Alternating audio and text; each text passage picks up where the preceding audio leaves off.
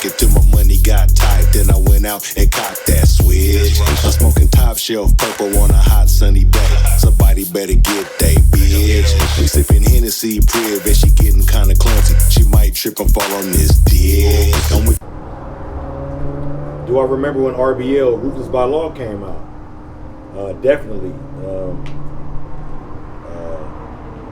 It was a big time for us, because like I said, we was just coming off of Going Insane album, you know what I'm saying?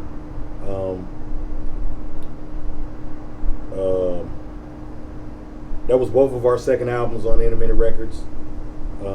So I'm sure that they was going into Ruthless By Law the same way we was going into Going Insane, because they was under the mentality they gotta outdo A Lesson to Be Learned, you know what I'm saying? They just dropped this fucking classic album called A Lesson to Be Learned with this fucking monumental song, Don't Give Me No Bama Weed. And how are they going to outdo that? You know what I'm saying? So they was under the same pressure we was under. And we all, you know, we was all seeing it at the same time. They seen what we was going through. We seen what they was going through.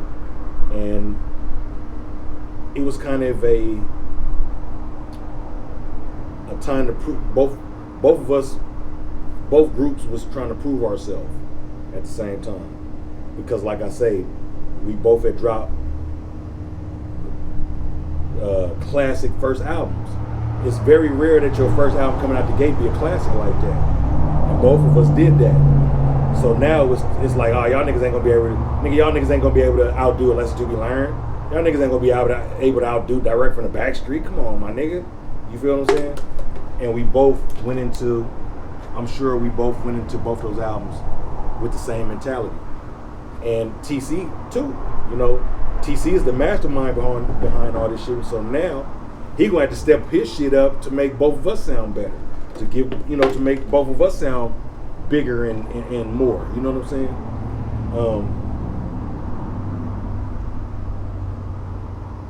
We were still going to Frisco a lot, and that's when like I said, the enhancer came into play, and the enhancer. He just gave TC new ideas and new, you know, he just elaborated on what TC already had in his brain. And then with Ruthless By Law, Black C had started tampering with the production. Black C had started learning how to play his own shit, and was sitting and watching Enhancer and TC work, and he was learning his own little shit, you know what I'm saying, and watching how the niggas was doing this shit. And a lot of motherfuckers don't know that a lot of the shit on Ruthless By Law, Black C was going to his house and making some of those beats. Those Black Bluebird on My Shoulder and Mortuary Number on his pager and Creep and all that shit. Black C was going home and producing them records and bringing it in to TC and be like, hey man, listen to this, tell me what you think about it. And maybe TC would tweak some shit here and there, but Black C would start sticking his hands in the production a little bit more on that second album, you know what I'm saying? Second album's hard. Yeah, and that shit just, yeah, man. So we coming off Going Insane, they coming off Lesson to Be Learned, and they're going into Ruthless By Law. And you know, I'm sure they had a lot of the same shit was going on. Harbor Road was off the chain at the time. Harbor Road and Oakdale was funking at the time, and yeah, man, it was just a lot of shit, you know. A lot of more competition is coming out. The Click is coming out. Mac Mall is coming out. Sibo coming out. Loonies is coming out. You got Drew Down coming out. You got a lot of big wigs from the Bay Area was starting emerging at that time. You know what I'm saying? So it was a lot more competition. And like I say, when Dr. Dre came with that Chronic, the sampling was out.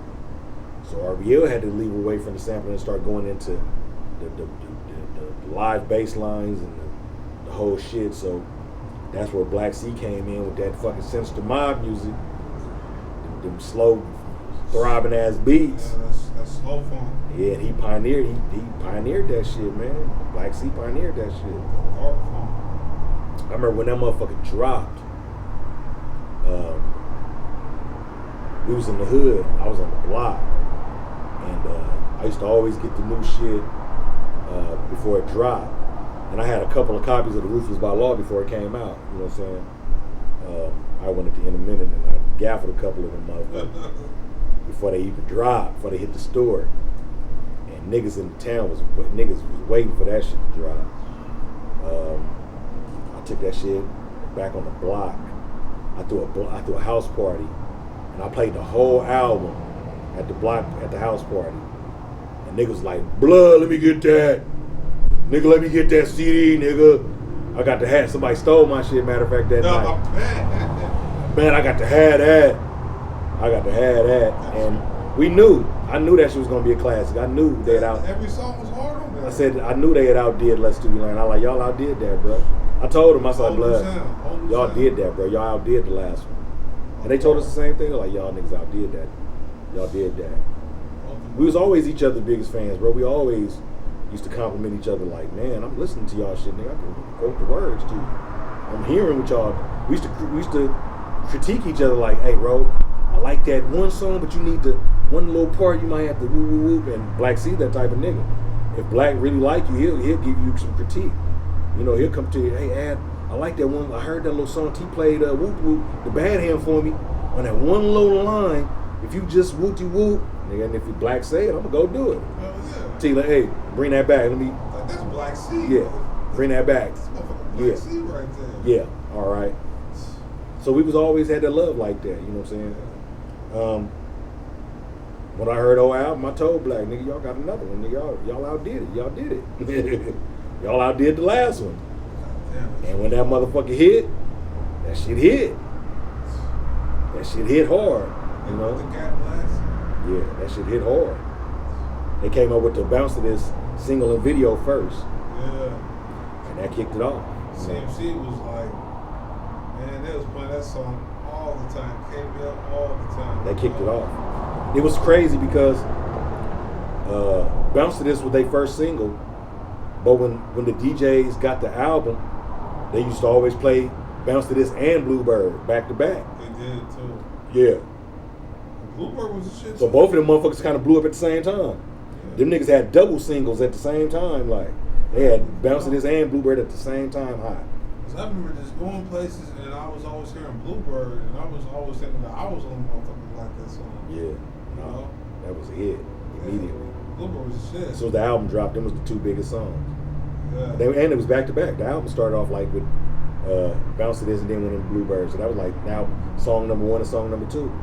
Intro, song 1 and song 2. I can't remember how many times I'd go somewhere like on a Saturday and see some girls like, what y'all doing? Oh, we're gonna go to an RBL show.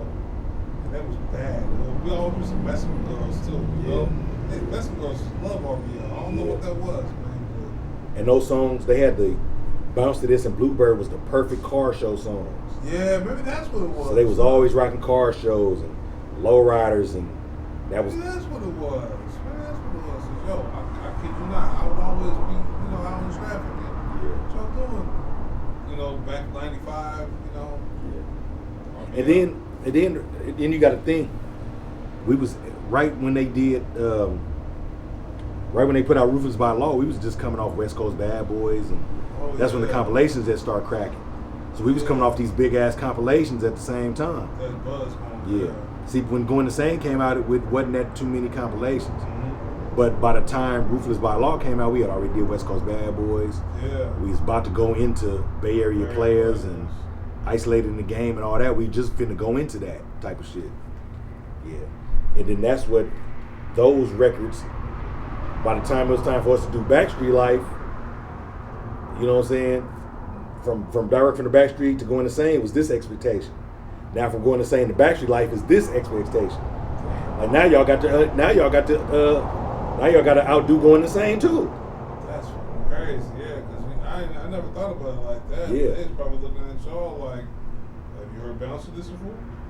And then we got to compete with RBL shit. Yeah, exactly. Each time. Yeah. Direct from Backstreet was first. Let's Do We Learn dropped. And niggas was like, ooh, y'all got to do Direct from Backstreet and Let's Do We Learn. We came Going Insane. So I'm pretty sure niggas at them like, boy, y'all niggas gonna have to go outdo that Totally Insane Going Insane shit. So they came with Ruthless By Law. So now niggas are looking at us like, nigga, that Ruthless By Law is a smash. Y'all gonna have to outdo that. So we came with Backstreet Life. And it was like just friendly competition. Each time we was trying to outdo each other. But we was always there when we was doing it. God damn. We was always in the studio hearing it. That's miraculous shit. I used to come on and be like, nigga, RBL new album for the kill shit. That Ruthless By Law album is finna hurt shit right now. When that shit dropped. I remember when that motherfucker dropped too. We need to step back in the lab. We need to get back in the lab. That shit was crazy. Yeah. So, yeah, that Ruthless By Law was something else, bro. Yeah, that shit was something else, bro. When that shit dropped, that shit was something else. I'm trying to think, where was we at? We had did a show. I forgot where we was at.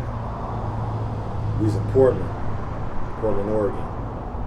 And I think Ruthless By Law had just dropped. It had just came out.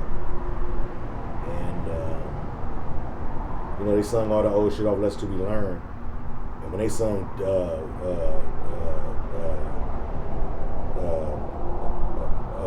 Bounce to This, when they sung Bounce to This, nigga, everybody went crazy. Everybody went crazy, nigga. It's like they created a whole new sound, like. Just like, yo, if you heard that at the beginning of the tape pop shit or whatever, you Yeah. know, once you hear that, it's like, oh shit. In front of rap, for the rose of the vibe you love the most, straight from the California Press Go. Yeah. When that shit, when they dropped that motherfucker, boy, it was on and cracking. Man, that video was hard. It was on and cracking, bro. I like the video where they got Sway asking them, you know, they got Yeah. memory playing in the background and Yeah. shit. Where are you brothers from? Black Sea. We're from a little island in the bay. You know? That was big for them niggas. So now, that Ruthless By Law helped us too, because the nigga that Jason that owned the record label was looking at us like, man, y'all niggas is y'all out here killing shit. RBL just dropped this Ruthless By Law album, and now they looking at us like, for the next Totally Insane album, we're gonna have to go bigger. We're gonna have to do this, we're gonna do that, we're gonna do this, we're gonna do that. So RBL kind of like boosted us, like, it's not a record label looking at us like, nigga, for the next album, this RBL shit is so fucking hot and smoking. For you guys next album, we're gonna do this. He was excited for our next, we're like, we're gonna do that, we're gonna do this, and we're gonna do that, and we're gonna do this. So that gave us a boost too. Hell yeah, because that's the type of company, like, you know, we got more spending money now. Yeah. Now we see what y'all doing with this money, we gonna Yeah. give y'all some more. And then, like, we're not even mentioning, in between us dropping these albums, Dre Dogg dropping albums too. Oh yeah. Dre Dogg coming with I Hate You With a Passion, and you know what I'm saying?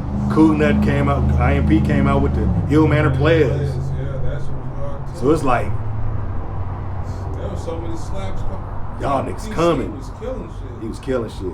That's like my favorite producer. You know, I tell him, Yeah. you know, on Facebook, he probably, yeah, whatever. Seriously. Yeah. You know? But us and RBL start waking up at around that time too. Need more money. Around the time that Ruthless By Law came out, Yeah. we both were sitting around looking like, wait a minute.